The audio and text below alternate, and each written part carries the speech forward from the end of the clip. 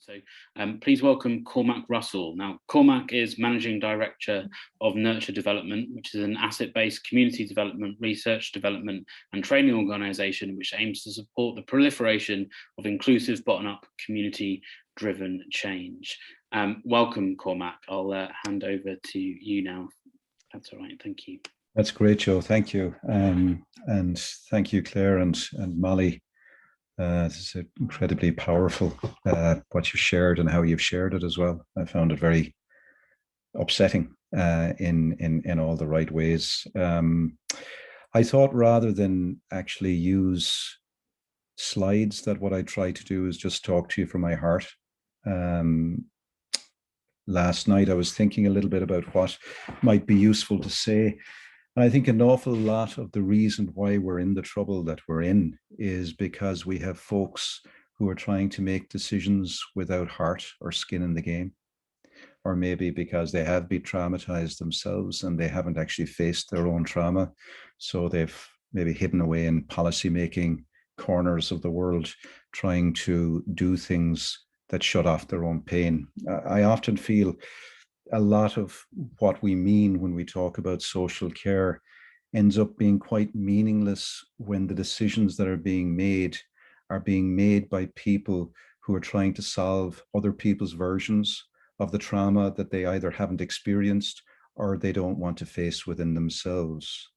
And so it's very powerful to hear Molly and Claire share their experiences, but also to share them through poetry, because poetry is the great language of hope, even in the trauma, even in the hurt, even in the authenticity of the pain. There's always the sense that something's powerful, something's possible, and there's a gift that still has to be given. And in a sense, asset-based community development is that idea that everybody has a gift, but the family isn't big enough to receive the gift, that it actually takes a community to help individuals find out what exactly their gift is and to receive that gift.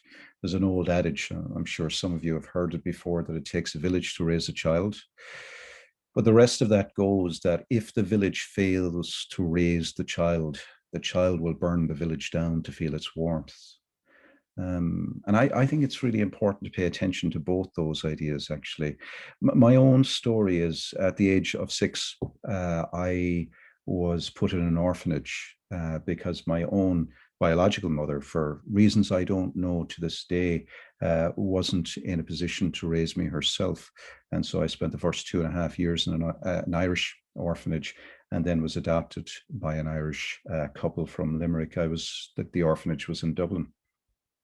And these things shape you and they mark you. And in many respects, I think the reason that I'm interested in what I'm interested in is because of those very, very early experiences I would have had.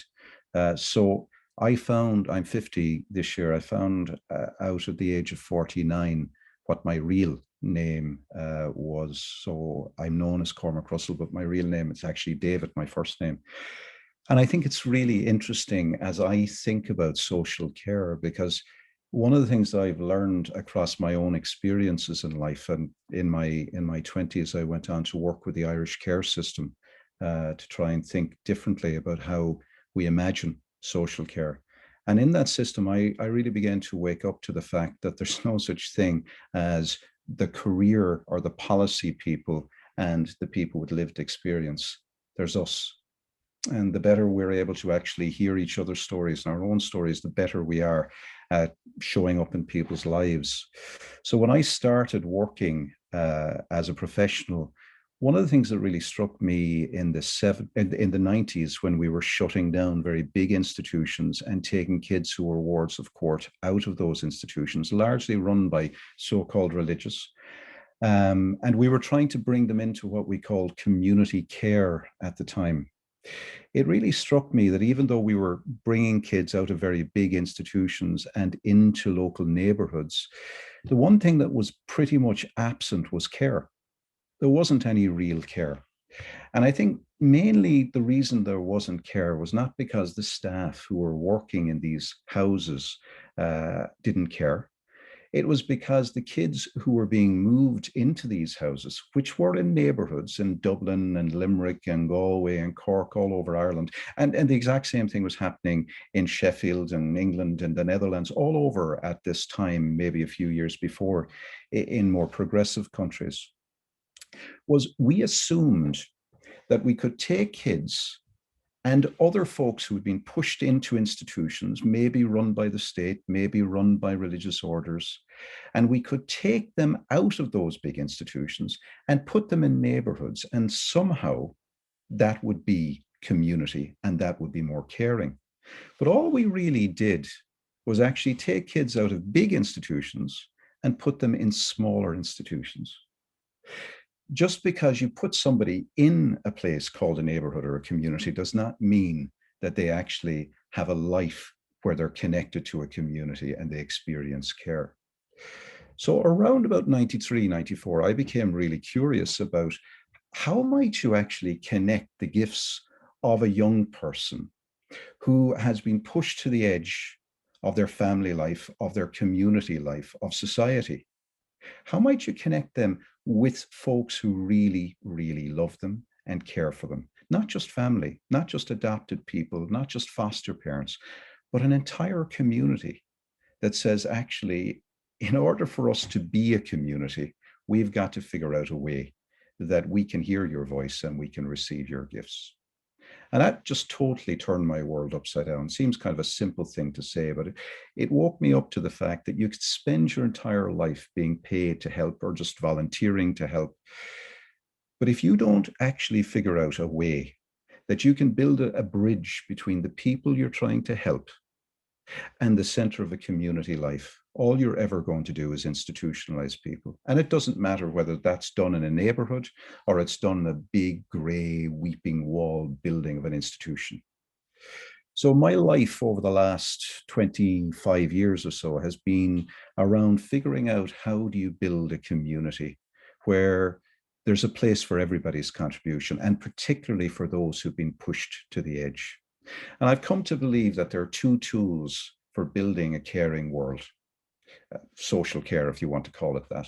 One is the tool of the institution, its services, its programs, its interventions, its legislation. There's nothing wrong with it.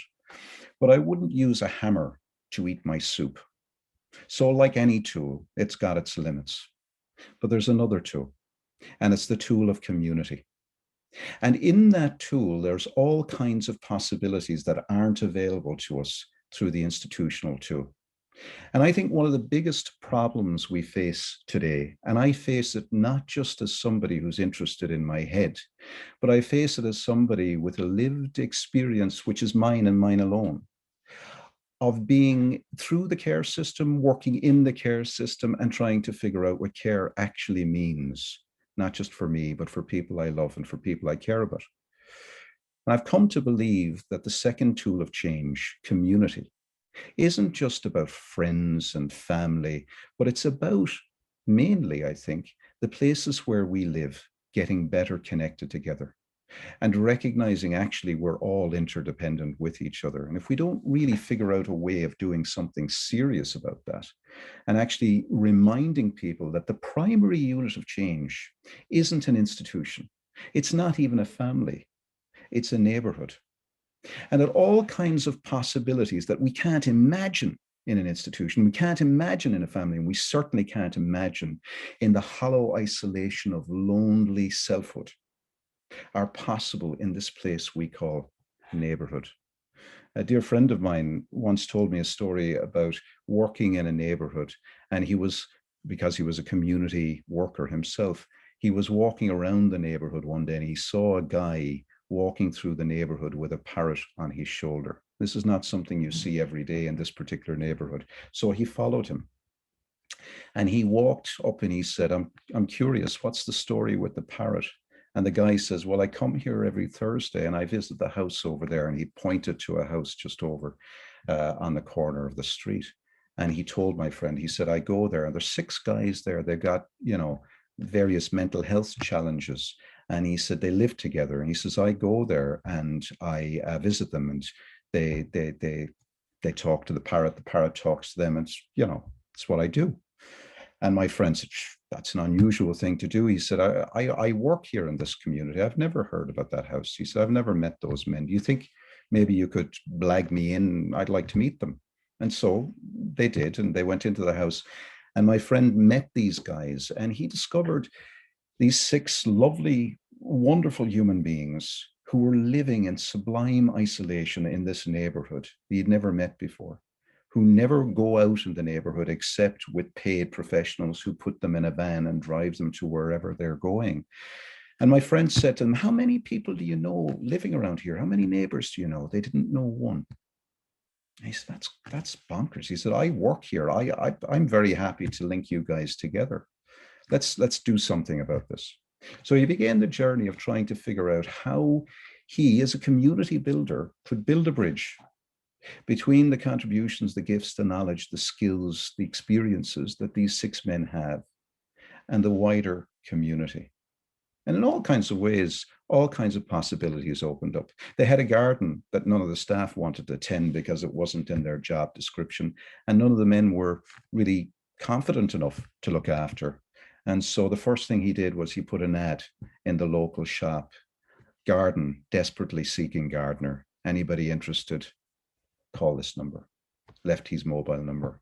5 gardeners volunteered, said they'd be very happy to, like to get involved.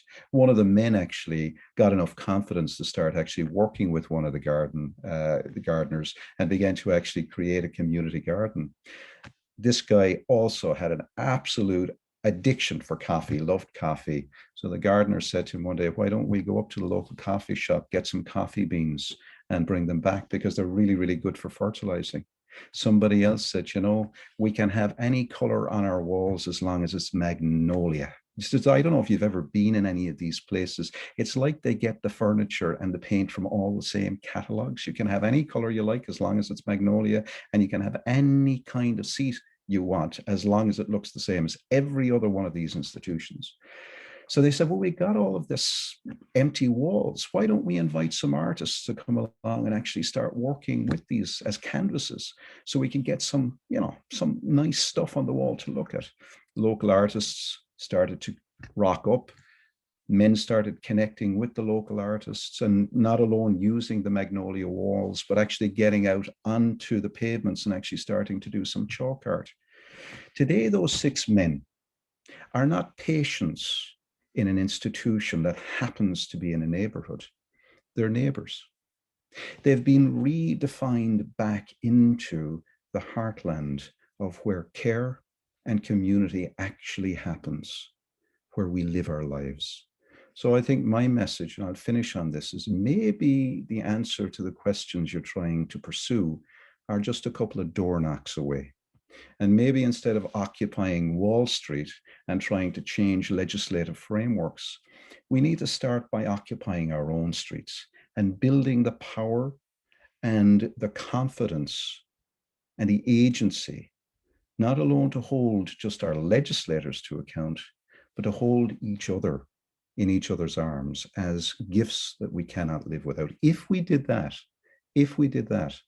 I think we'd be much clearer about what it is we're actually trying to achieve. And for me, the measure of success here isn't the number of people we have in programs as clients, but the number of citizens we have in everyday shared spaces who actually feel they're loved. And that's the heart of my message. And I think we can create that one neighborhood at a time. Now, thank you for giving space to my voice. I appreciate it.